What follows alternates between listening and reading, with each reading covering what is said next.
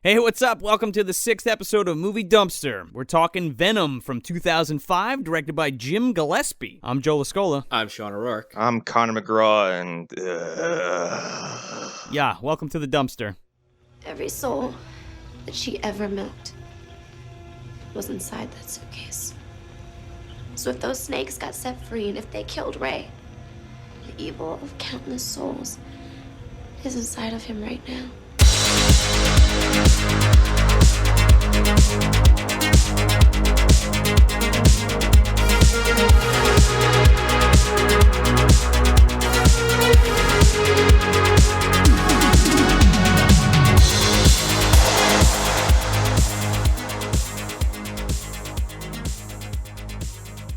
First, I just want to put this out there. I had my entire fucking foot in my mouth, and we were talking about horror movies that we want to do. Yep. Yeah, well, I fucking foolishly said that this had some kind of involvement from Wes Craven, and I was like, yeah. Well, it doesn't at all whatsoever.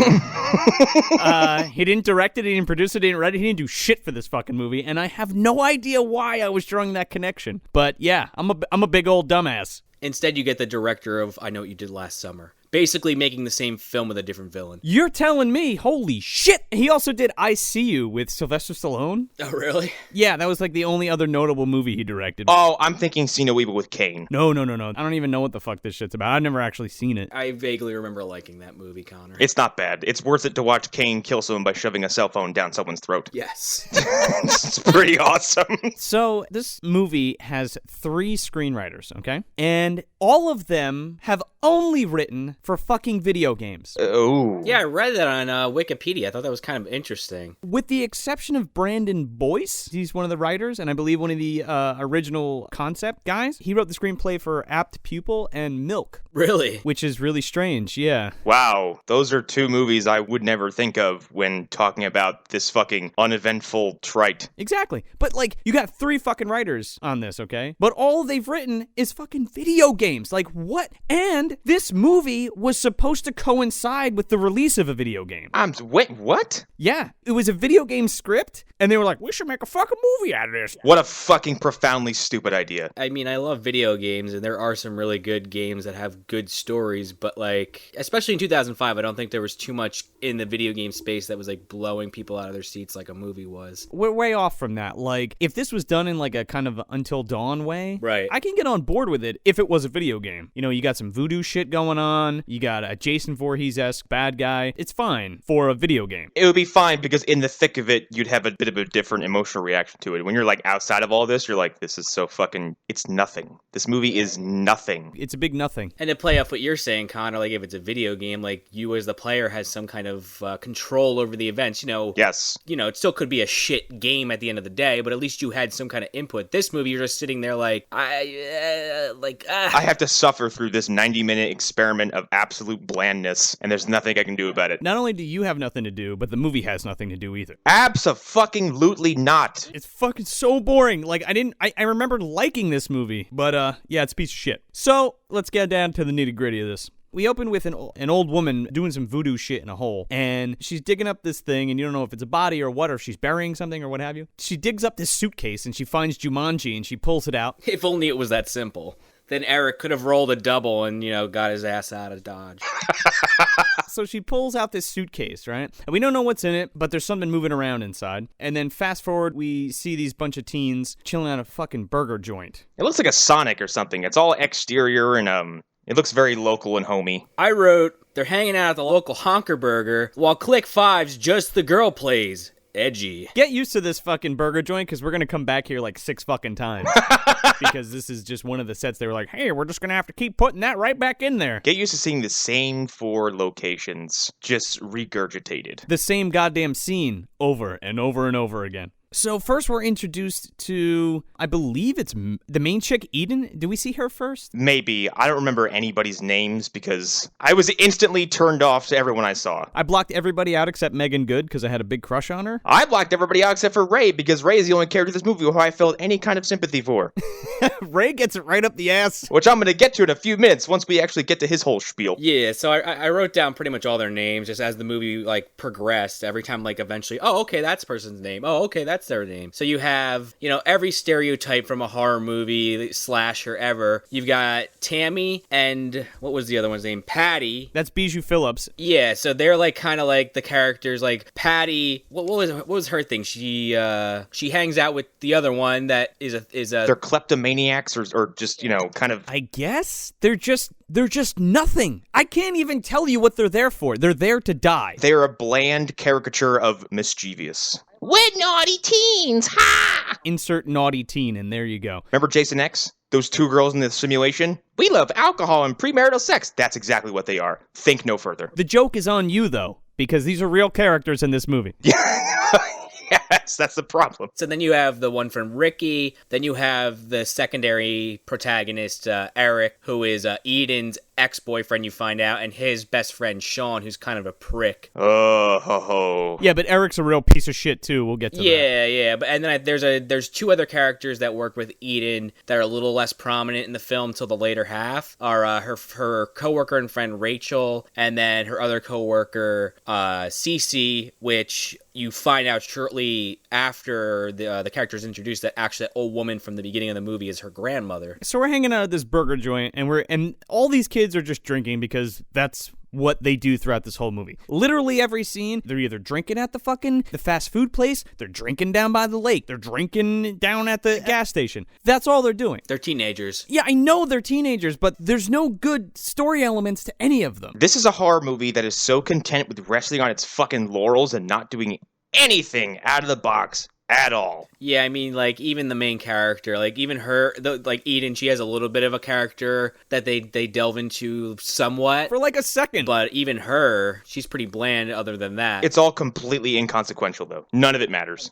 I was just gonna, she has, like, basically two character traits. She doesn't have a car because she's trying to pay off her tuition for college, so she rides a bike everywhere. And her father... I didn't even catch that shit. Yeah, and her father died under mysterious circumstances. That's it. Wow, that's in the movie? I didn't even remember that. I didn't know that she was riding a bike because she was trying to pay off school. I thought she was riding a bike because it's the fucking South and that's what people do. No, I just thought she was a teenager that didn't have a car. Now, her one friend makes like a bad joke about it. She's like, why don't you get a car? Like join the, 21st century. And then, Eden's like, she does like the, hand scale kind of motion. And she's like, tuition or car payment? Tuition or car payment? And then she rides off on her bike. That fucking flew right past me. The problem is that flew past me because every time one of them spoke, I just heard wham, wham, wham, wham, wham, wham, wham, wham, wham, wham, wham, wham. Yeah, it was like the Charlie Brown teachers. And the only other reason I could see why they would put her only choice of vehicle as a bike is just to build up like fake tension where it's like, oh shit, something's coming to get her and she's on a bike.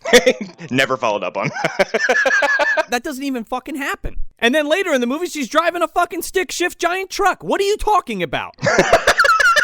Well, she never said she couldn't drive. Yeah, but that's bullshit. I don't believe that for a second. They mention it real quick, like in passing. Eric turns to Sean and he's like, yeah, she's studying to become a doctor because her dad died or some shit, and I don't give a fuck about that. Oh my god, everybody in this movie is a fucking piece of shit. We'll get to that. So we're at this fucking burger joint, and we're introduced to this band of shitheads, and then our main protagonist?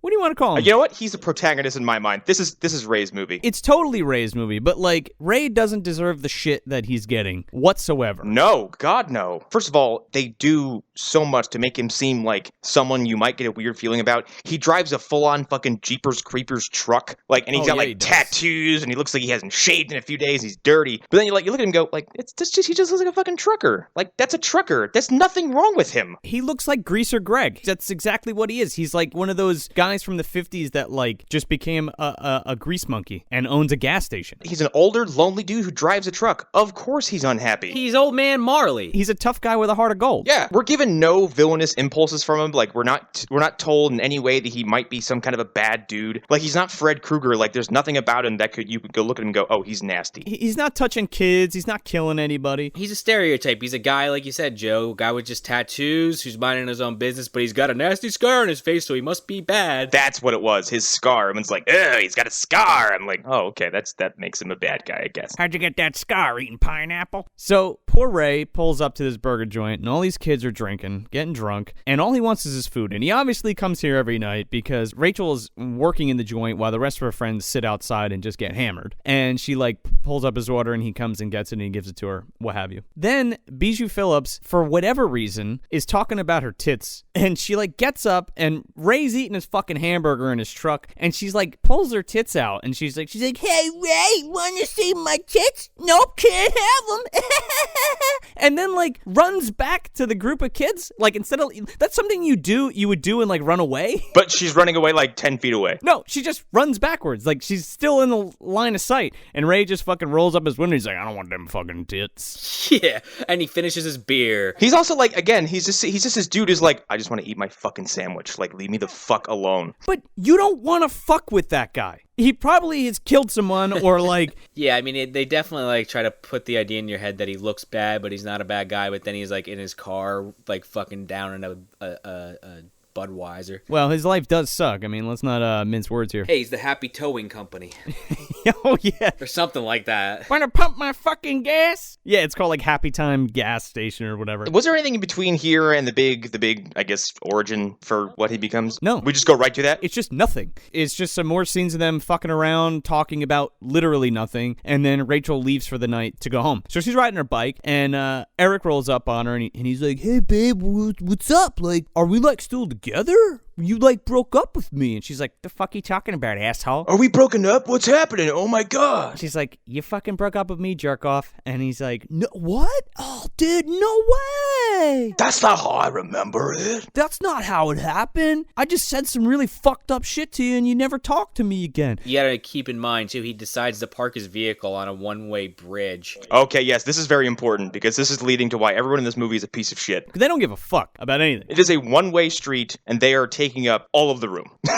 There is one character that is concerned, but I will get to that when we get to it. They're on this bridge, and Eric is just telling Eden why she's nothing and she should just stay where she is and, love his stupid ass. Don't have any aspirations. Don't think outside the box. Stay in this small town and die in a small house by yourself or with me. It's up to you. Don't be a strong career woman. You gotta stay home with me and make me sandwiches and shit. Don't you get it? Yeah, what was his game plan there? Just to be a fucking scum. Yeah. So Ray comes rolling up, I guess on his way home or back to the old gas station or what have you. And, being the nice guy he is, he stops because he knows this kid's a piece of shit. And he's talking to Eden and he's like, oh, you got a problem here? And he's like, nothing's wrong, Ray. Just keep going. Yeah, Ray pulls up and he's like, hey, this looks weird. And does what a normal person would do and be like, hey, is there anything wrong? And Eric's like, fuck off.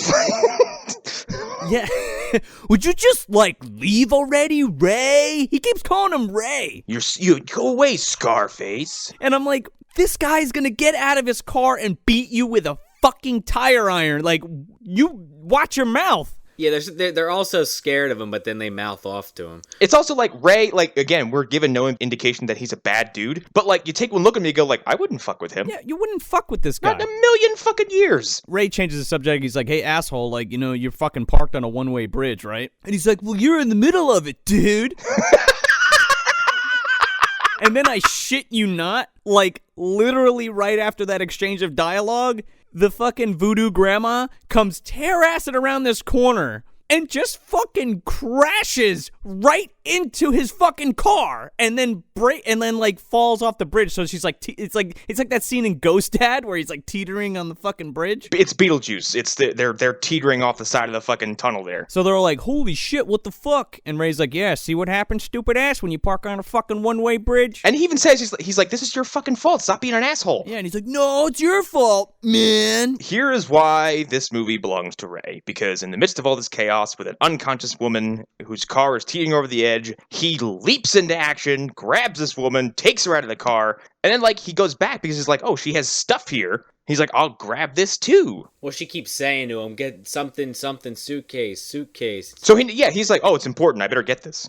And he has no fucking reason to risk his life for this woman. No fucking reason. He climbs in and she's like, there's a game in the backseat. A game with drums. You gotta grab it. And he's like, oh, yeah, whatever. I'm just going to get you first. So he pulls her out, and she's safe. Like, Ray could walk the fuck away. Hero. Why the fuck would you go back into that fucking car for this suitcase? Why could you could just dredge it up later, whatever it is. It's not worth dying over. It's fucking stupid. It doesn't make any sense. But still, it's like it's also like in a whole, it's a completely selfless thing he does. It's like a martyr for no reason. He gets killed because plot. Yeah, but spoiler, there's voodoo snakes inside this suitcase that bite him, and he turns into Jason Voorhees. Let's just cut the middleman out. Like part 8 though. It's Racing Voorhees. Okay? Holy shit. There's no reason for him to be in that car again. Like, if the woman had, like, died in there, or he was trying to save her, and then the snakes came out and then, like, bit him, and then, like, triggered some reaction where the car fell over, and then they both died. I mean, honestly, like, it's probably good that he died, because he was the only level-headed character that could have possibly saved any of the other teens' lives. In a different universe, this movie would have ended 15 minutes later because Ray would have saved the day. Okay, so as soon as he saves Grandma, the movie's over. Yeah, basically. But yeah, he goes into this car, he grabs a suitcase, the fucking snakes bite him, the car falls off the bridge, and everything goes underwater. Yeah. And then, obviously, he dies, and he gets bit by voodoo snakes. Fucking voodoo magic, man. Fucking stole my joke! I was saving it for later, because we didn't get there yet. One of us was gonna get there, come on. It's alright, I'll do it again, fuck it. Shit happens. So Ray drowns and dies. Smash cut, the next scene, the cops are there. And who saunters up to the goddamn vehicle? None but the Method Man. Yeah, and apparently it's not even his day to be there. Of course, it's one of those, I was supposed to be wherever else doing something else besides my job. Man, I'm a funny, smack-talking black dude. I'm sure I'll be the first one to die. Oh, here's another problem with this fucking movie. Where is everybody's Cajun accent? Yeah. They're in the middle of the fucking bayou. They are in the middle of, like, the swampiest, swampy swamp area of the South. Like, we got, like, New York and Pacific Northwest. We got a bunch of kids who look like they're from fucking Connecticut. No, they look like they're from fucking Southern California.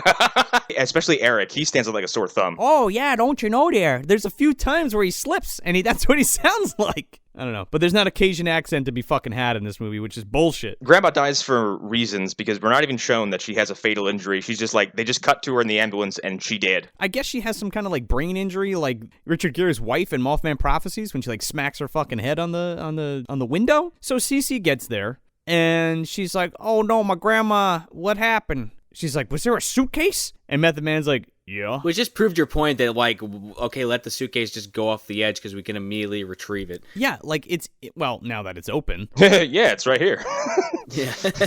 Here's your suitcase back. You mentioned you like Meagan Goode. I like Meagan Goode, too. Here's a problem with her in this movie. From this point forward, she has one emotional state. Constant, teary-eyed, just melodramatic, on the verge of a crying breakdown. Yeah, she's got the Jell-O lip going on the entire time. She's like...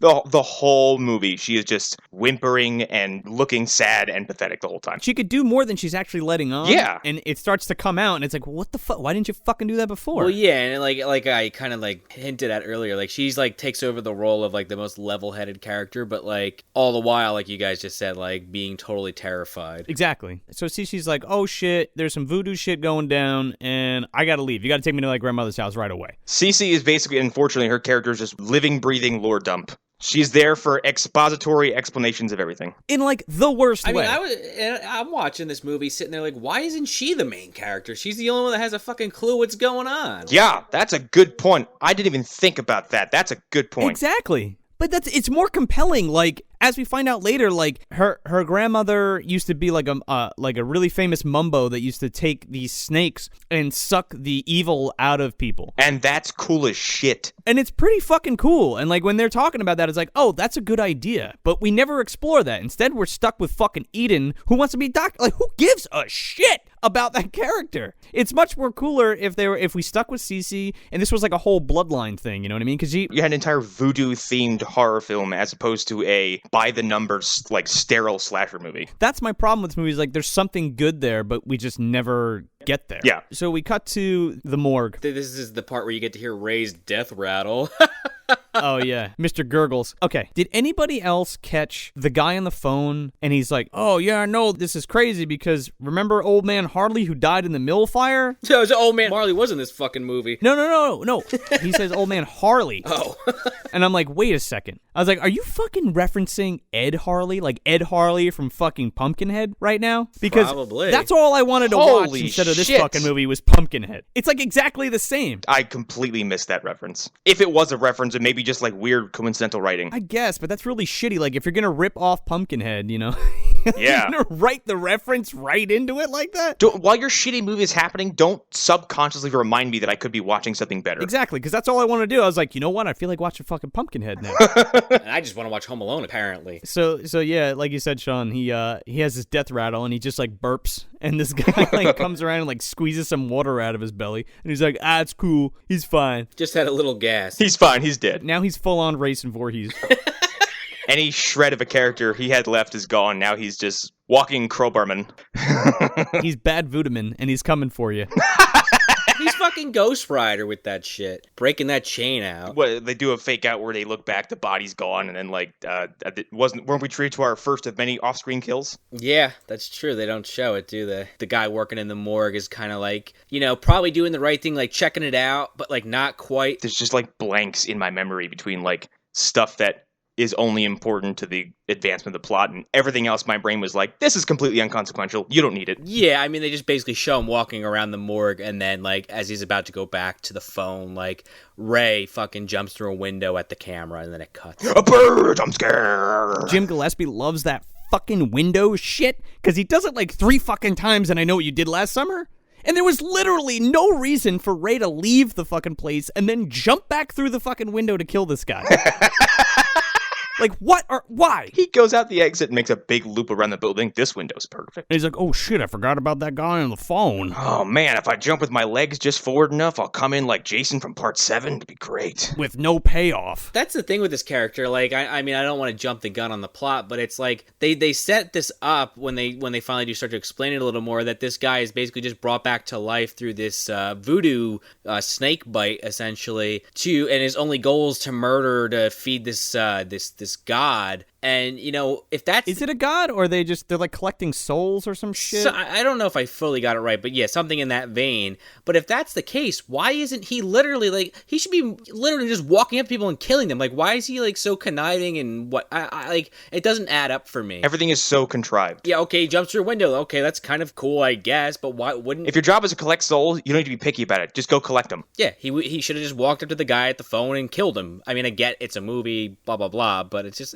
doesn't add up. It's bullshit. So Method Man tows Ray's truck back to the gas station. He starts getting spooked. You know, he starts hearing shit. Ray shows up and just fucking slams a crowbar right into his fucking throat, which is really good. Like, I thought this death was really cool, but like, this is where we start to see like those shitty like flashes, like these jittery flashes, you know, that we loved in fucking the 2000s, the late 90s, early 2000s. You know what I'm talking about. I'm looking at you, House on Haunted Hill. I said right before we were going through the motions of getting this episode done, I fucking loathe 2000 slashers. Anything around, I love Freddy vs. Jason, but everything that happened like basically like before and after is garbage. Agreed. It's trash.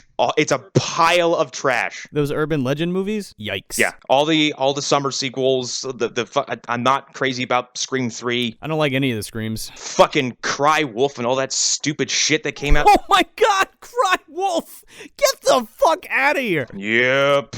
So Method Man gets his fucking ass handed to him. In what could be a cool scene, it kind of just goes nowhere, and then that's it. Yeah, and Ray, who is seemingly teleported from the morgue to his shop, because like Sean said, we have no idea how much time has passed. Now, he does drive his truck later, but he sure as shit didn't drive it back to the place. Nope. You did call him Jason Voorhees, so, like, to be fair... Yeah, so I'm assuming he can teleport. That's why he's aptly named. He can teleport, yet he still drives a giant truck. He likes it. You know, how else is he going to get the chicks? It's the only thing he has left. My truck. Him and Rump.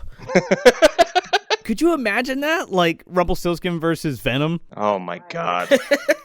One for the ages. I would watch that fucking movie, and both of them like drive their fucking dirty, stupid trucks, and while Rump's like making quips, running into each other like on the road. Right before he gets a crowbar to the face, he's like, "Oh, fuck, it's me." So guess where we're back to after this? People drinking. Yeah, but guess where? The lake. Nope. Was it a burger shop? Yeah, the fucking dirty fast food shop. Oh, wow. See, it's all interchangeable. They do like a hard cut to like the sun coming up and, a little bit of like, eating with the coffee, like kind of like remembering her dad. And who could care? So then they have the scene where before it goes to the burger shop, there's a scene of Eden going to the cemetery and she sees her father's grave and they kind of make a point about that. And she sees out of the corner of her eye, she sees Ray's truck. Because I guess his shop's super close to the cemetery. Oh, sense of location, this film is completely out the window. Everything is either separated by miles or it's separated by inches. Yeah, and then there actually is a reason why he's at that cemetery that's kind of convoluted. No. They kind of half explain it at one point in the film, but it doesn't really totally add up. I'll tell you why it's there. For spoops. Because here we see that tomb that's like open.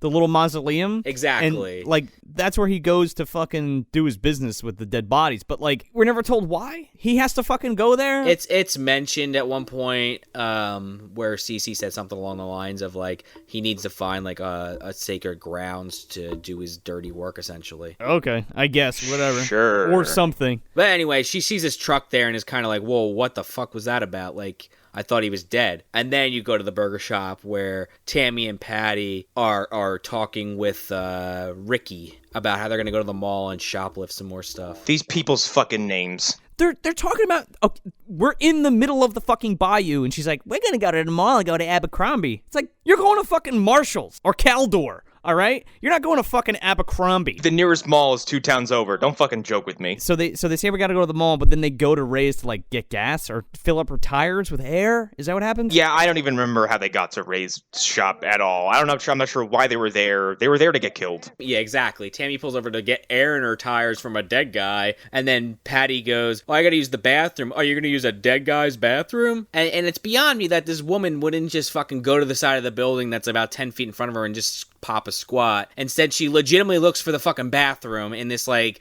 creepy-ass garage. And the whole time, Bijou Philips is, like, making these weird excuses as why she needs to hurry up. She's like, come on, we're gonna hit traffic. I'm like, what traffic? You're in the middle of the fucking swamp. The fuck are you talking about? You're gonna hit traffic in your town with one-way streets. Oh, the mall closes at 5, which is a legitimate excuse, but they just ate breakfast. Like, what?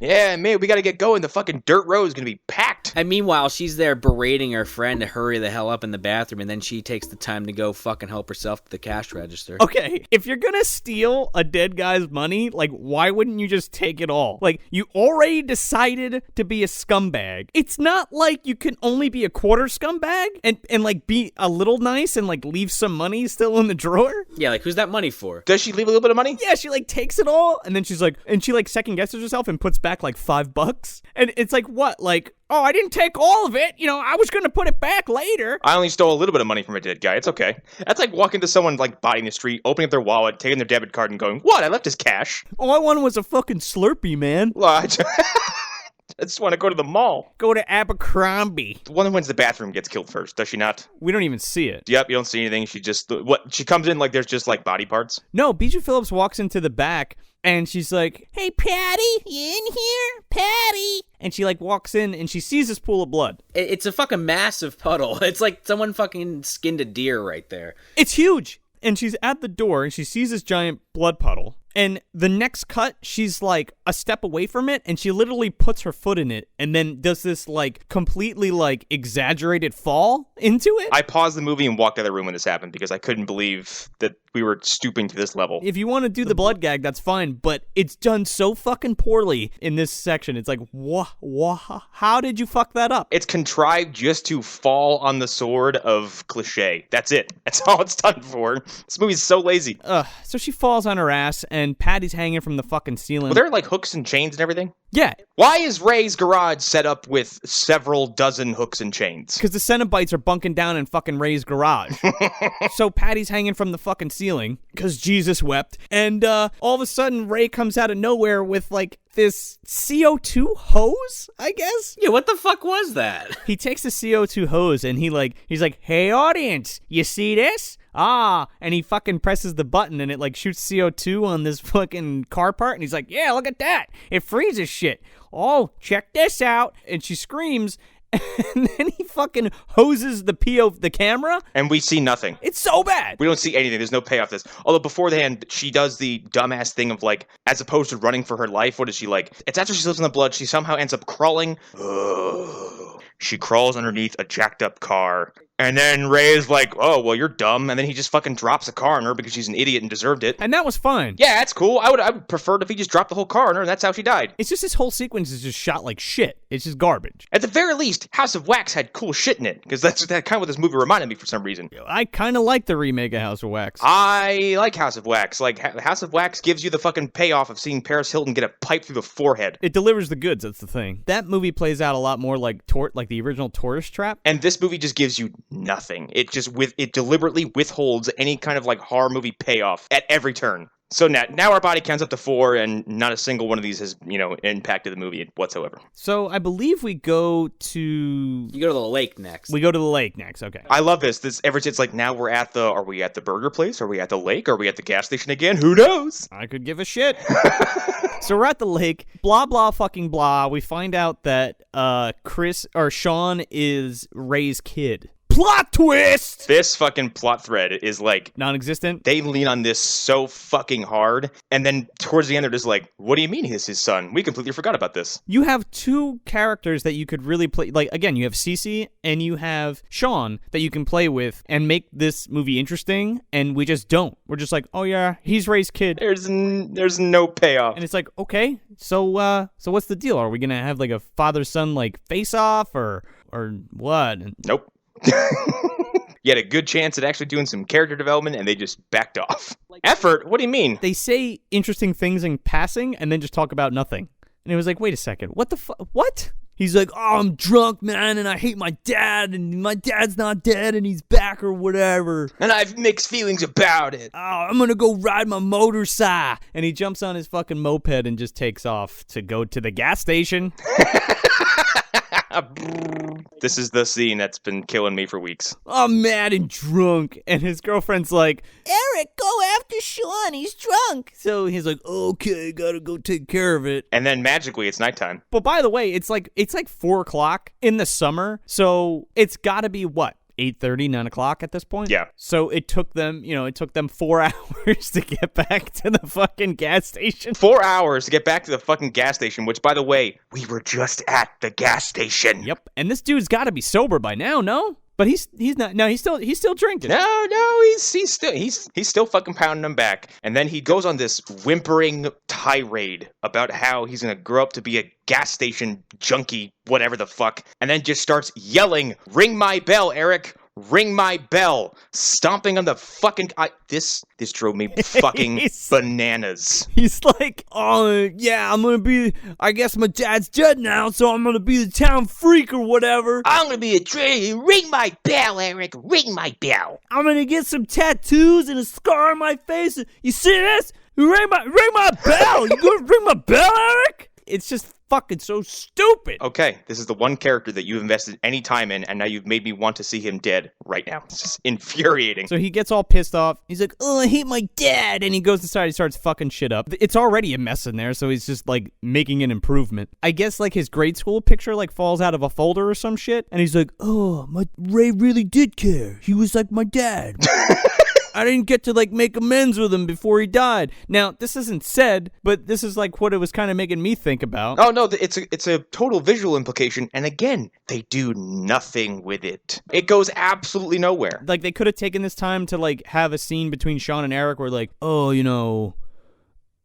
I don't know, anything.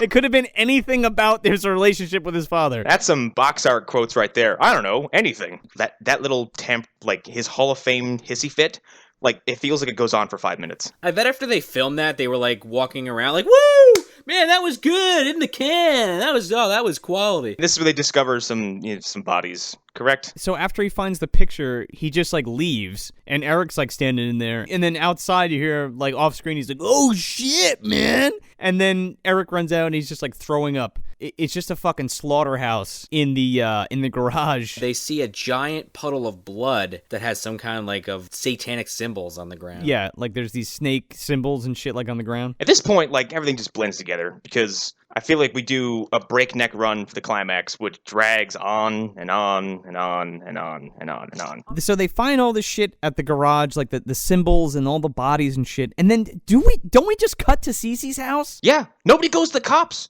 Nobody calls anybody. No, we just go to Cece's house, and it's Eden, the other kid that nobody gives a shit about, and I don't even know his name. I don't know his name either. And Sean's girlfriend. Rachel? I think it's Rachel. And they go to Cece's house. Why? Again, no one goes to the cops. Nobody calls their parents. Nobody calls anybody. They just go to their friend's house. And then we get, like I mentioned before, an expository lore dump that is it's just lots of, like, voodoo poopy caca nonsense. It doesn't matter. It doesn't go anywhere. Meagan Goode is just whining the whole time. He has to collect souls.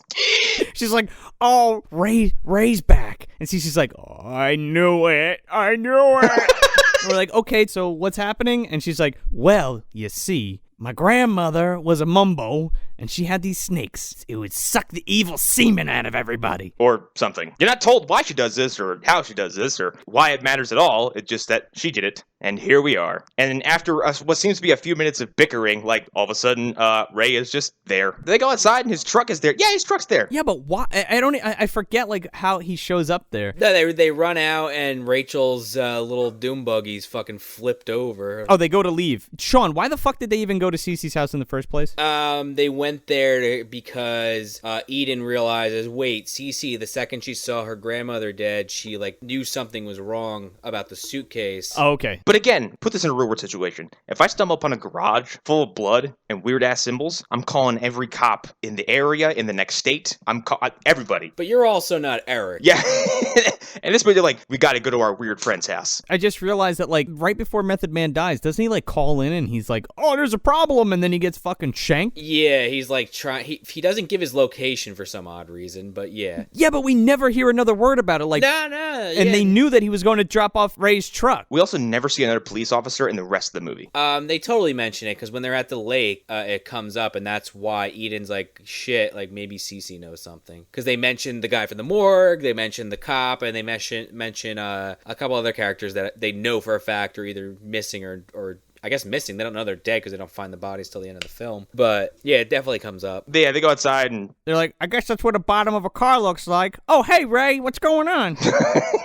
And then Ray, who was like, when I saw Friday the 13th remake, I was like, wow, they turned Jason into a fucking decathlete. And Ray is like, he has pinpoint accuracy with this fucking crowbar shit. He can whip this. First of all, it's a crowbar and a chain combo. And like, it doesn't matter where he is. Like, he's fucking Catwoman with this chain. He can whip it across a goddamn lawn, hit you with the, like, wrap it around your ankle and fling you around like a rag doll.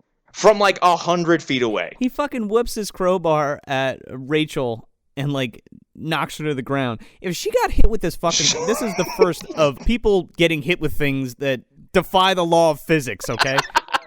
If she got hit with that fucking crowbar, she would either A, be knocked out, or her fucking skull would be punctured and she'd be dead. I don't know when the last time someone picked up a crowbar before. That shit's heavy. So Rachel gets hit. Her boyfriend? Who's the other dude? I can't remember his name. Ricky. Who the fuck cares? They gotta run back in the house for whatever reason. Well, because the house is blessed, and if they run back into the house, then Ray can't get them. Oh, we don't know that yet. Hold on. I'll get to that. They gotta run into the house, and Ricky, taking the place of a large-breasted woman in a Friday the 13th movie, trips on absolutely nothing on the staircase, and gets stabbed with a crowbar. But he just lays there for a while. He just lays there. He's like, ow, my toe, and then just gets brutalized. Everybody runs in the house, and they're like, come on, Rick, get up! And he's just literally laying on the steps, waiting for Ray to come over to shove a fucking crowbar through his leg. It's too late for me. Go in the house. Well, Ray shoves the crowbar through his fucking leg, and he can't get it out. And then Ray just comes... No. Before that, he's, like, waiting for him to come over to do that. Oh, okay. Got you. Like, he had plenty of time to get up and go into the house. Yeah, so they go in the house, and everyone's like, oh my god, call the cops. And she's like, this house is blessed, or whatever the hell nonsense. And then my favorite line in the movie, Cece says the house is blessed, he can't get in. And Rachel goes, maybe your mom should have installed a phone instead of blessing the fucking house. And I started laughing, and I'm like, wait a minute, that's a good point. Now we got some, like, Demon Knight shit, Sleepy Hollow shit going on. Ray walks up to Ricky and just, like, with minimal effort, just, like, pops his arm off. There's not even, like, a struggle. He just literally pops it off like it's fucking made of jelly. We don't even see that. It, like, cuts, and he, like, rips it off. And it's like, what the fuck? Just pulls it off casually. Yeah, and then he uses his fucking arm like a pen.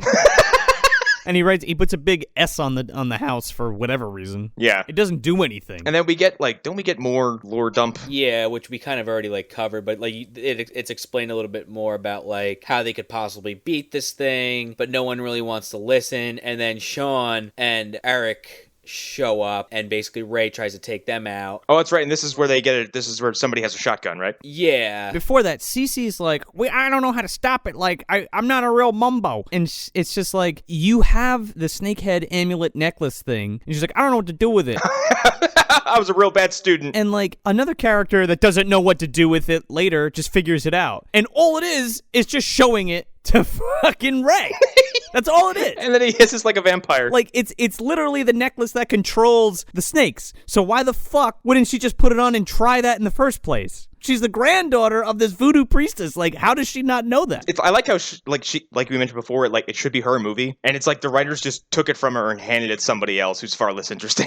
I know, but, like, it's just stupid. It's dumb. Yeah, she's like, I don't know what to do. And then all of a sudden, she has a really fucking hackneyed idea. So Sean goes outside, and if anybody was hoping for some kind of plot resolution to him and Ray being related, guess what? Well, we need to also mention how he does go outside. So first him and Eric show up.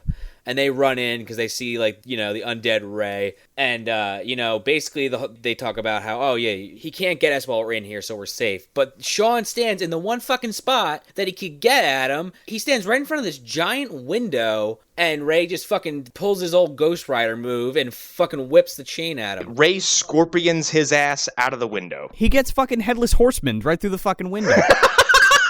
Which is kind of cool. It's not bad. It's not a bad gag. I kind of like it. No, I kind of dig the entire idea of like a chained crowbar that someone can just use like a missile. Yeah, but like if he can't get you because he can't come in, he's gonna throw some shit through the window to snag you. And that is easily one of the coolest scenes in Sleepy Hollow too. Oh, for sure. I love that fucking sequence. But yeah, Sean gets ripped outside, and they have don't they have like a millisecond of like, oh, maybe something's gonna happen? Yeah, Eden does like save them briefly with the shotgun, as Joe alluded to. Oh my god. Okay, let's talk about the fucking shotgun, because every time That's not how a fucking shotgun works, okay? Every time he got hit and then it went like full, all four limbs in the air, sailing backwards like he got hit with a fucking truck, I giggled so fucking hard. It's like she shot him with a fucking elephant gun. Even if she had a slug in that shotgun, that's not what would happen. And second of all, if she fired that fucking shotgun that close or that far away, she'd have blown into pieces. Between Ray and Sean and Eric, they all would have fucking been eating some lead.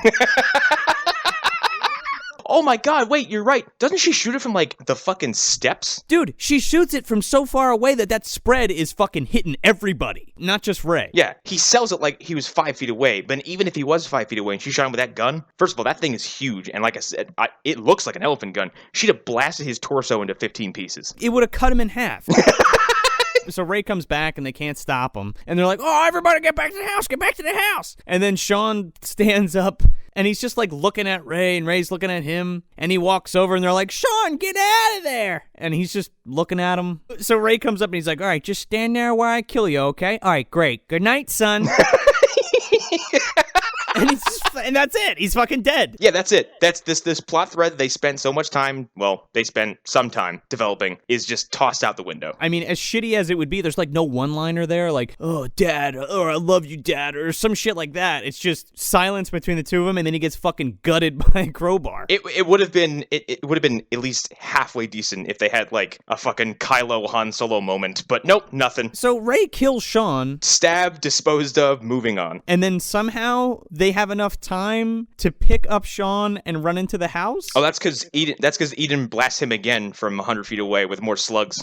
And yeah, they drag his carcass in the house, and then Cece's like, oh wait, I know something, after knowing nothing. And let me tell you something. That's not how voodoo dolls work, all right? This was confounding. I have no idea what they were doing. Okay, I was like, okay, they're going to make a voodoo doll of Ray, fine. And they're like, oh, we need, like, blood. And she's like, oh, blood works best. And he's like, well, why don't we just fucking take Sean's blood because he's his son? And I'm like, that's not how that works. Like, also, how shitty of a human being are you to be like, hey, my friend's dead. Let's use him as a fucking tool. I'd probably do it, honestly, if there was a fucking zombie dude, like, coming at me, and I'd do it. If I had to desecrate my friend's corpse in order to survive, you better believe I'm oiling up those temples and lighting some candles and stabbing him in his fucking extremities. But unfortunately, this too, like most things, goes nowhere. It is provably ineffective. I feel like anytime somebody like does something that is remotely looks like plot development, they're immediately killed.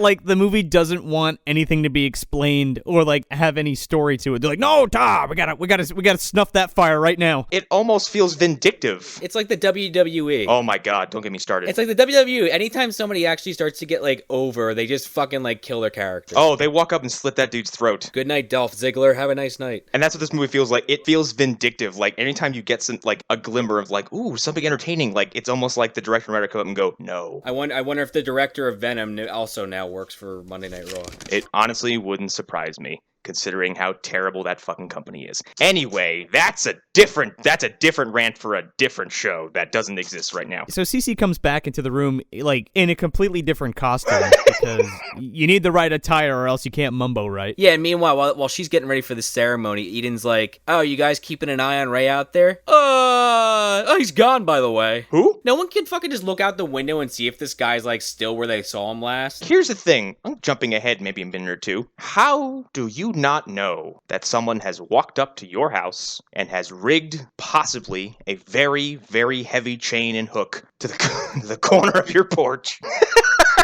He can disappear into the swamp, which we'll get to, and like swim around really fast. I'm assuming his chain isn't 2 miles long, so I'm assuming he'd have to drive up pretty close to get this done. Did you see that fucking garage? He's got plenty of chain. Yeah, he got it from fucking Pinhead.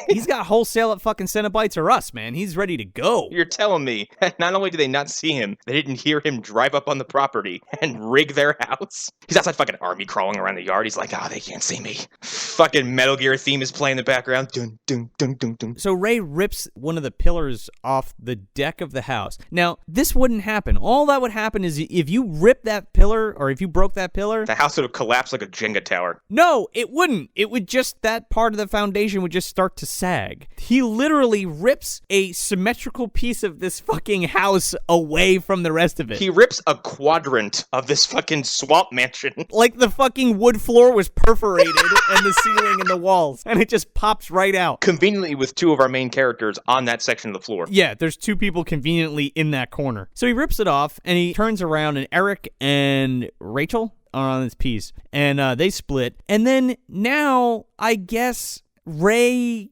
can get into the house? Yeah, because the circle would have been broken. Yeah?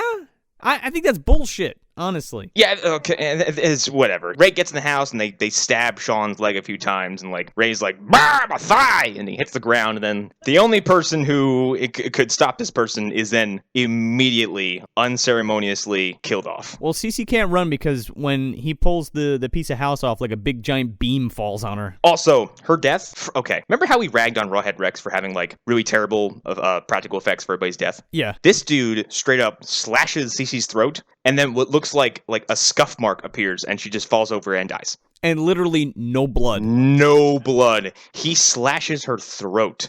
That room should be, like, it should be a blood shower. Her jugular should be squirting all over the place. That should be a horrible, grotesque, like, it's a fucking horror movie. Give us the fucking goods. And like, it's also like a split-second cut. He's like, wham, slash, dead, move on. You think Good was like, I don't want that fucking blood on me.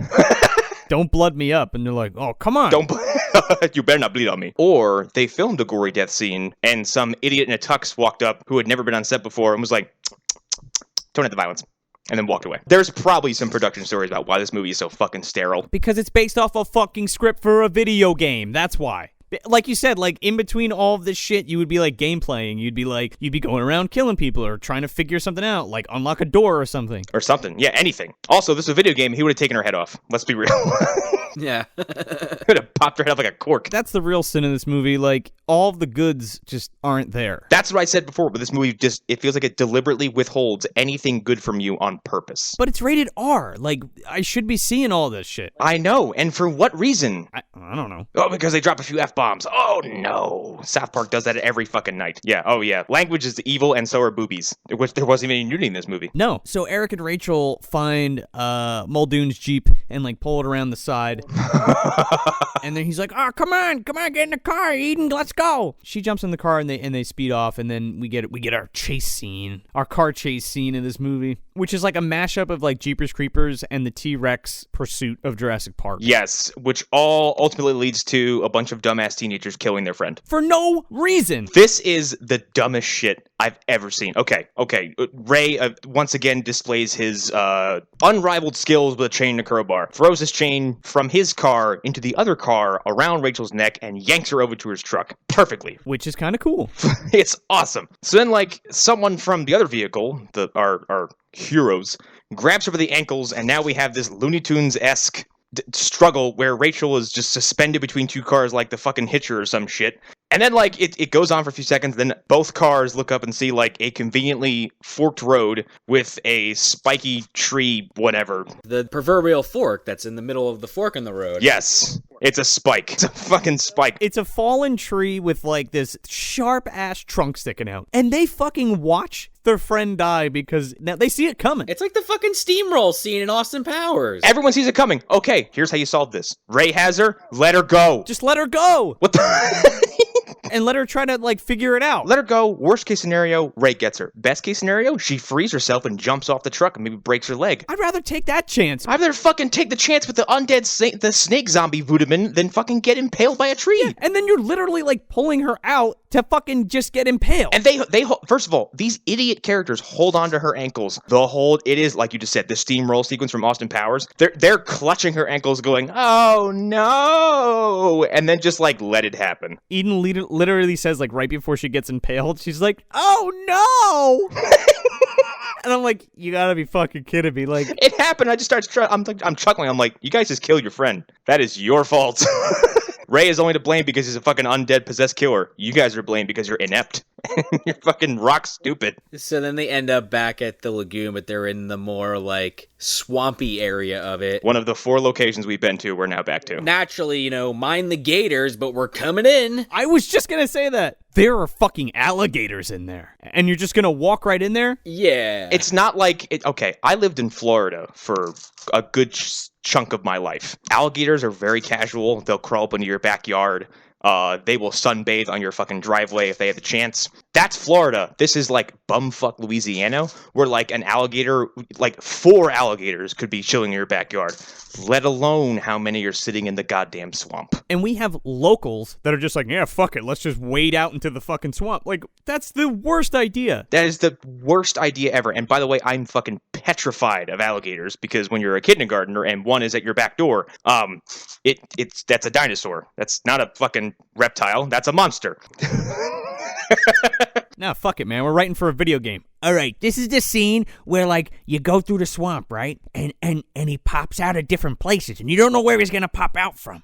It's real scary. This was Killer Croc from Arkham Asylum. Yeah, that's exactly what it was like. Except 100 times less stressful. Right, like, I mean, I feel like on paper this could have, like, this probably didn't look that bad, but, like, in execution, it was just, like they couldn't decide on what they were going for. Were they going for something creepy or something like an action movie or something? Like what were they trying to do in this scene? Honestly, the prospect of, like, being so scared of, like, an undead zombie that you run into the swamp that's filled with alligators, and then, like, following up on that, like, oh my god, what if they're suddenly dealing with an alligator as opposed to dealing with Ray, who can teleport? See, there you go. That would have been interesting. And you could have done something with these fucking bland-ass characters and, like, I don't know, had a ROUS moment from Princess Bride and had one of them fucking kill an alligator or some shit. I don't care. Do something. Do something else besides suck, please. Have fucking Eric rip his sleeves off, pick up an alligator, and break it over his knee, okay? Or, yeah, he, like, wrestles with it? Yeah. That'd be all right. I'd be okay with that. I'd have taken anything at this point. Like, snaps the fucking jaws in half? He grabs it by the fucking jaws and just, like, King Kongs it and just breaks its head in half. I don't know, man. That'd be fine. That'd be a cool scene. That'd be really cool, especially seeing that little worm of a character do it. Oh, I thought you were talking about Ray. No. I was like, oh, that'd be pretty sweet. That'd be awesome, too, actually. I just want a movie with Ray in it. I know! Like before he became Venom? Yes. It's a better movie. Just him, like, as the guy, but we just follow him the whole time and nobody else. It's like my dream of seeing a Friday the 13th movie told entirely from Jason's perspective. That's what this could have been. You got that sweet voodoo element. Yeah, exactly. Would have been awesome. But nope. We got this. There's a good movie in here somewhere, but it's just not in the runtime. To make another Freddy vs. Jason comparison, the movie I wanted to see was that dream sequence where Jason is like walking up to his like half-sunken home with his like fucking bedroom and teddy bear. I'm like, whoa, stop. This is the coolest thing I've ever seen. I'm like, I had no idea how he lived. But this could have been, what we got. Instead, we got this. And then we're back at the cemetery, somehow. Well, wait. So what happens to Eric? He kind of disappears. Like, you don't really know what happens to him yet.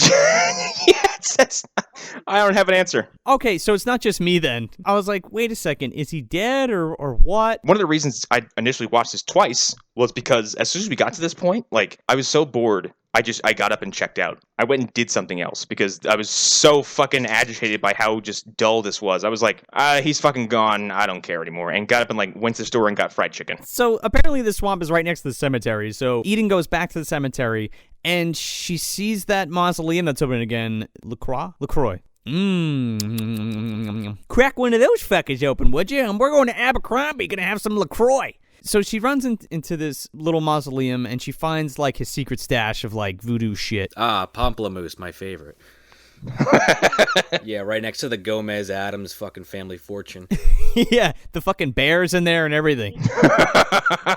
And there's two crypts on either side, and on one side that's where he's like been throwing all the dead bodies. Which is, like, news to me, because, like, when does, like, especially in the last, like, 10 minutes of the film, when did he collect all these corpses? Especially of the recently deceased. I mean, you see him dragging them away, but how the fuck did he drag them to the place and then go back after them into the swamp? How did he get Cece's body when we saw him leave that house chasing these two idiots? I don't know, because it's fucking stupid. So she hears him coming, and she jumps into the pile of bodies and pretends to be dead. And guess who gets dumped in on top of her? Oh my god, I laughed so fucking hard when this happened. He gets thrown in, and I'm like, oh, okay, so he's dead. So then Ray starts performing this ceremony wherein he like steals the souls from these corpses, which I don't really understand. He does his best Ra's al Ghul impression.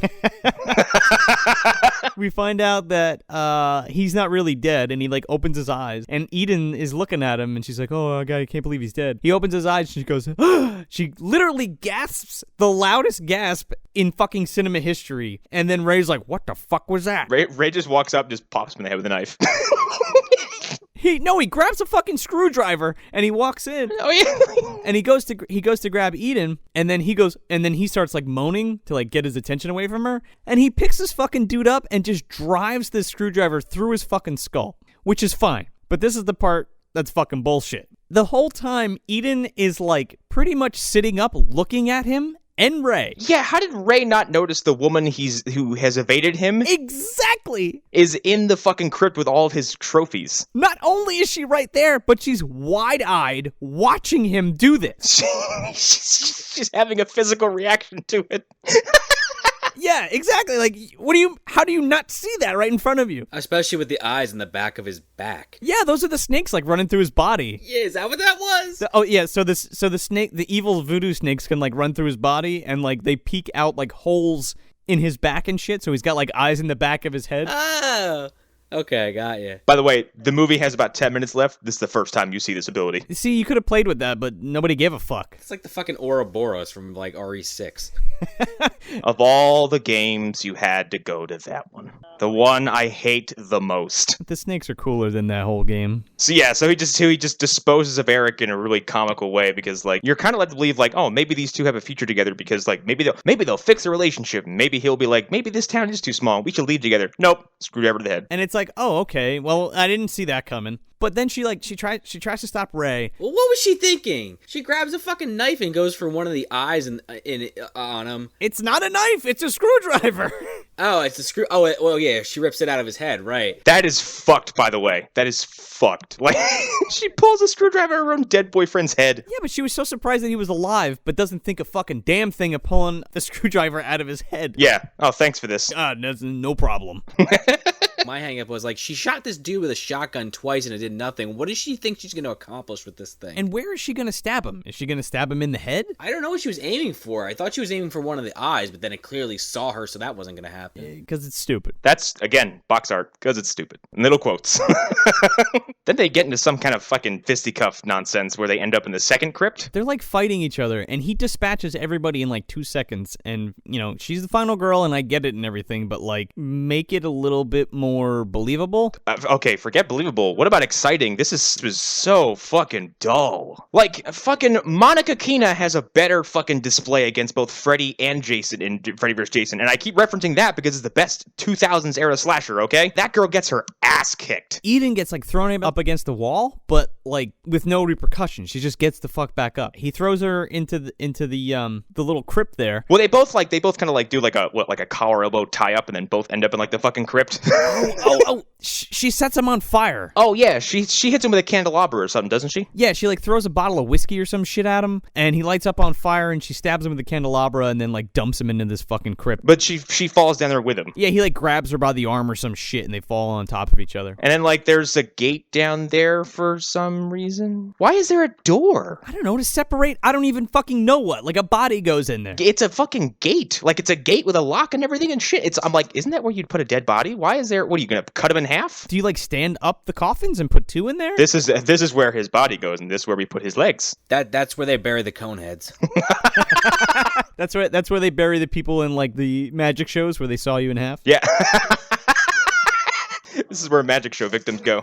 Perfect for fucking Ray, then. Yeah, he's got it made in the shade. So she finally pulls out the fucking necklace that Cece should have known how to use, and she, like, holds it towards him, and he's like, fuck, you found my weakness. And then, like, snakes happen. And then fucking voodoo snakes come out, and they're like, hey, we bit that guy, no fucking problem, and you're, like, a foot away from us, but we're having a hard fucking time biting your ass. Yeah, we're snakes, and we have limited reach all of a sudden. Why couldn't they just, like, fly out at her? You're an animal made of length. Fuck off! That snakes could have totally got her. Yeah, but now we also find out that, like, the snakes are inside Ray and are the driving force. It's not just the bites. So, like, they're animating this fucking corpse. He also acts independently from the snakes as well, which doesn't make any fucking sense. Yeah, this is where a lot of shit just fall, like, so many things fall apart in a matter of a minute. They just, like, throw it all out the window. Like, what are the fucking rules here? From this point, the movie literally goes, fuck it, get to the finish line. Like, snakes leave his body, like, she climbs out of this fucking crypt and, like, Ray's down there, like, he's fucking vamping down there by himself. She pulls the snakes out with this thing, because they want the talisman, right? For whatever reason. Yeah, I guess. She somehow climbs out of the crypt and, like, slams this giant heavy ass. It's like a stone top, yeah. Yeah, the slab. By the way, she climbs with no, like, footholds or anything to grab onto out of this, like, 15 to 20 foot drop down of cement. She just, like, she fucking Jedi jumps out of this fucking hole. There's, like, a little foothold that she puts her foot in, and she just, like, fucking flies out of it. Yeah, and then slams this door, which this will come up in just a minute, don't worry. She slams this heavy ass, like, stone slab down on the top, okay? This guy has flipped over a car, and he can't lift the top of this sepulcher, okay? I don't understand why he's having such a difficult time with this. I don't understand this entire moment because, like, as soon as she gets out, she has this moment where she pauses and, like, looks around the mausoleum, and there's, like, a tipped-over tricycle or something. What? And she, like, looks at it for a second. I'm like, was that supposed to mean anything? Like, did I miss some information? Does he miss his kid? Is that what that is so insinuating? I have no fucking clue. Who could care? Yeah. Yeah. I was like, oh, that's a thing, but we're not going to talk about it. Okay, cool movie. Again, that we're just, like, glossing all over, like, over all the plot points and just giving you the garbage. I think there was a riff from Mr. Science Theater where I think, like, they're watching a film and it just fucking ends abruptly and Servo goes, oh, okay, all right, movie, get bent. Well, see ya. That's what this whole thing is. So now it's daytime, and she jumps in Ray's truck and just knows how to drive this fucking giant it's not a Mack truck, but it might as well be. It's like a giant tow truck. It's a bit, like we said, it's a Jeepers Creepers truck. It's a big fucking vehicle. It's huge, and I just don't buy for a fucking second that she knows how to drive that thing. First of all, I don't know how to drive that thing. And I've had cars in my life. I'm assuming she's never had one. Yeah, well, that's what I'm saying. Like, she's riding a bike all over the place. So, yeah. And she's like, keys. Oh, look, switch. Oh, I'll just press the button. Meanwhile, that other car is just sitting there. Yeah, the Muldoon's Jeep is just... Why didn't she just take that? Why is she fucking around in the truck? I know. He's not using it. He's getting ripped up by a raptor in the bushes 5 feet away. Clever girl. So apparently somebody rolled a 5 or an 8 because this motherfucker's out of this crypt now. And he's after her again. You don't even see his miraculous escape. He's just outside. Teleportation. It's a hell of a drug. He's like, fuck this climbing nonsense. I'm magic. He's Fucking voodoo magic, man. Fucking voodoo magic, man. I'm gonna put myself outside. I knew I'd get one in there. I'm happy. Put myself outside right in front of her, scare the crap out of her. Not only do I have to kill you, but I gotta take your soul. Yeah, and then we get a dollar store Jason Voorhees-esque slasher showdown, which It's bad. with no tension, no physical danger, no exchanging wounds or having any kind of like physical struggle. Like it's fucking nothing. It's this shitty scene where she like jumps out of the truck and like she's running through the woods and then like hides behind a bush and like the bush like shakes like she's supposed to be there like it's the what is it, is it the singing bush from the Three Amigos? yes, that's what it looks like. But like it's so hilarious, it's like moving hilariously. This whole bush is like it's like shaking like it's fucking like on a rig or something. It just looks so stupid. It might as well have spoken, just went ooh. You're like, hey, I'm over here behind this bush. You see? And then Ray walks up this bush and takes like 15 swings with a crowbar, all close up, quick cuts, so you can't see what he's swinging at, which means obviously she's not there. Yeah, well, he's cutting this fucking giant bush down. He beats this bush to death. Beats the shit out of it. He's a hell of a landscaper. He beats this bush like Joker beat up Robin with that crowbar. The only difference is he didn't blow it up afterwards. I killed your mom. See ya. We hear the Jeepers Creepers truck horn off screen, and Why would she honk? That's what I want to know. because we have to signify the fact that she's in the truck. I'm surprised she didn't just say heads up. I'm surprised that we couldn't get that by hearing the loud ass engine. I'm surprised we didn't get like a quip like, yeah, fuck you, voodoo guy, voodoo man. Honk honk, motherfucker! I'm gonna ring your bell. How's this for a happy time? And then she rams him with this fucking truck, and instead of like just running his ass over, it like picks him up on the grill and like carries him over to a very, very uncharacteristically large stump. There's like a plow on the front. It looks like the front of like a freight train. Like, you know how there's like a point? Yeah. Like the fucking cow catcher? Yeah, like a cow catcher. Like, it's made for running shit down. And like, she slams up against it. He pops into 7 pieces. He explodes. And the movie is so sterile and without any kind of like gory kills, whatever. It's so like, I'm like, that was completely unnecessary. Yeah, like, it's just so over the top. And it's comical as shit. So, like, his arm goes flying, his leg goes flying, and then his body just kind of flops on top of the truck. And then she just gets out and looks at it all and then walks away. And then she got in that yellow Jeep. Did she really? Are you serious? I'm just saying. They don't show that, but It's like I fucking missed that part. The fucking snakes come out, and it's like, oh, the voodoo snakes are still around. Look out, Venom Part 2, never coming out. Oh, yeah, fucking the presumptuous bad guy ain't dead fucking sequel tease. Oh, he's dead, but the snakes are looking for somebody else. The bad Sci-Fi Channel CGI snake bites the camera, and then we're given some credits. Oh my god. I fucking hate it so much. And then it's like this shitty like Rob Zombie song, right? Oh my god, no, it's like, at that moment, if you didn't know you were watching a mid-2000s slasher, You do now. this was it. It might as well have been like Disposable Teens by Marilyn Manson. Man, that movie was so edgy and awesome. This movie's a fucking turd. yeah. I wouldn't watch this ever again. I don't have to. I've now watched it 3 times. You poor bastard. And in a different timeline where this little project didn't exist, that's 3 times more than I ever would have paid attention to this movie. Because this movie came out in 2005. You would have never watched it. I was past the point of no return. I was never going to watch this piece of shit. Which, by the way, to give everybody a little piece of information, nobody watched this piece of shit because it made $800,000 at the box office. That's it.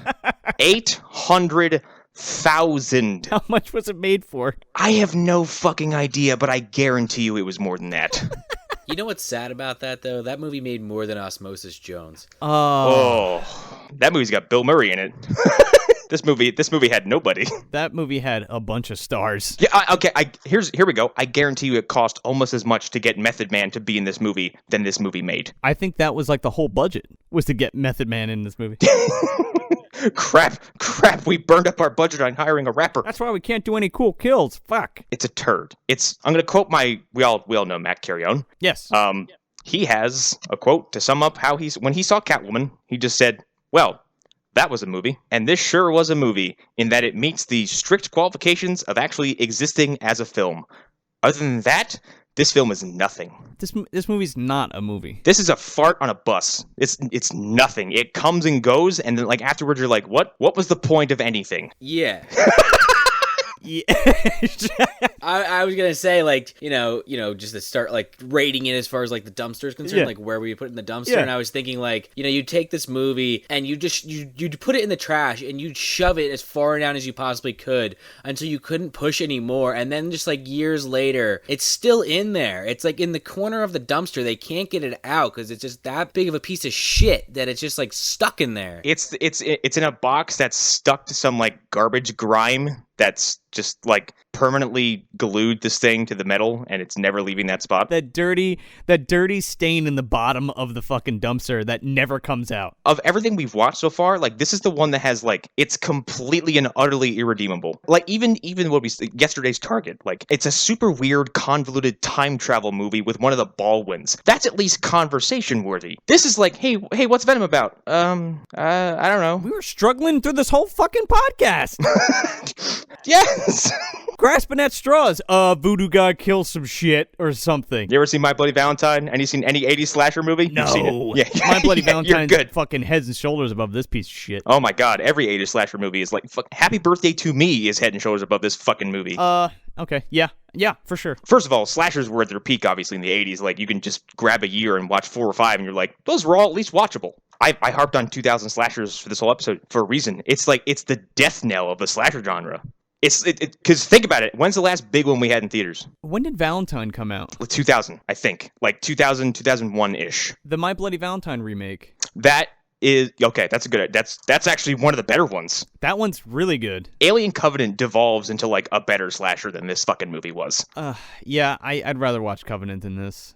I didn't like Covenant at all. Covenant is it's like Prometheus. We're like, half this movie is good, half this movie is disposable. I don't know. I really like Prometheus. Didn't like Covenant. That's a different conversation for a different fucking time.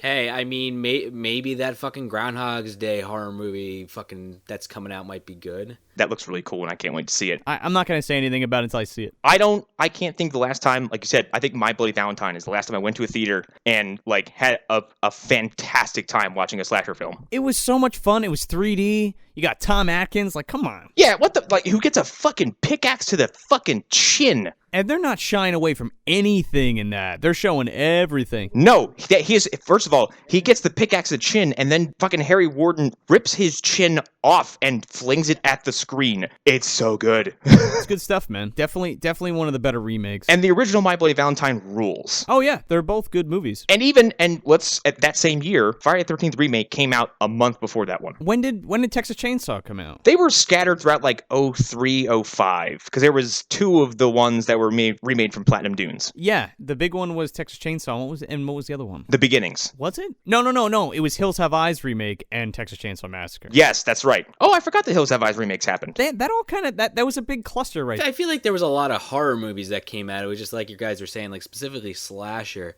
I mean, there was like that hot moment too, where like Saw got really big, and like the body horror movies were big for like 4 or 5 years. The quote unquote torture porn movies, which I think is the dumbest fucking term I've ever heard. I hate that term. The wrong people get the wrong idea. Like, oh, this is popular. Let's just make a movie that's just basically torture porn. But that's again a different conversation. But yeah, it's like I don't know. First of all, the idea of making a slasher movie like in the 2000s is just mind-boggling to me. Especially one this like just like I said, it's sterile. There's nothing interesting about it. I mean, the one movie that I was thinking of, and you could disagree with me for sure, but like the only movie I could think of that this reminded me of was fucking Hatchet, which came after this movie. I think Hatchet is like one of the last places you can go to for like an unashamedly just proud to be a slasher movie. That's what Hatchet was. It was just return to basics. Yeah. Hatchet is also acting like an homage to like that genre. Yeah. And I mean, obviously there's other obvious, similarities. Yeah. But then if you look at the attempts to recapture that kind of magic, the fucking Nightmare on Elm Street remake fucking tanked. Because it's garbage. And the Texas Chainsaw movie, which is called Texas Chainsaw, is one of the worst cinematic experiences I've ever had in my whole life. Is that the one where... Go get him, cuz. Oh my god, fuck that movie. Spoilers for those hoping the new one's good. It's not. It's bad. Did you think it was going to be? I thought it was going to be at least like... Look,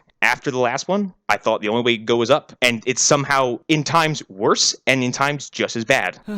we don't need any more. We don't need any more. Just fuck that whole thing. Say, I'm guessing you guys would both place this at the very bottom of the fucking dumpster. Honestly, I would have tossed this thing into a fucking, like, a shredder and forgot about it. As it stands right now, I'm going to set the goddamn dumpster on fire. Here's a good comparison. I got Duke Nukem Forever for free at GameStop for a buy two, get one free. I played 2 hours of it, and then I used the disc as a cup coaster. That's how much I gave a shit about that fucking game afterwards. I would do the same thing with this fucking movie. I would use it as an accessory. This is the worst one we've done so far for me. Easily.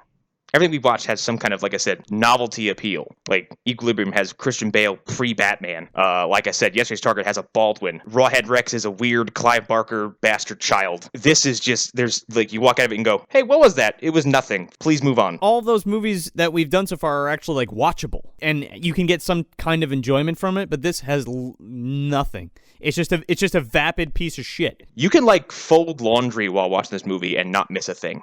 And at times, folding your laundry would be more compelling. Oh, I found a quarter in my jeans. Fuck yeah. What's going on? Ray. So yeah, bad movie, never watch. So that's it. That's Venom from 2005, directed by Jim Gillespie. If you want some more bad movie goodness, you can check us out at moviedumpsterpodcast.com. Follow us at Movie Dumpster on Facebook, Instagram, and Twitter. Also check out our sister podcast, The Phantom Zone, hosted by our very own Connor McGraw. You can find them at phantomzonepodcast.wordpress.com. I'm Joe Lascola. I'm Sean Rourke. I'm Connor McGraw. Thank you for visiting The Dumpster. So what do you think, man? You think I got what it takes? Huh? Do I got what it takes? Are people gonna come through here and ring my bell? Huh? They're gonna ring my bell?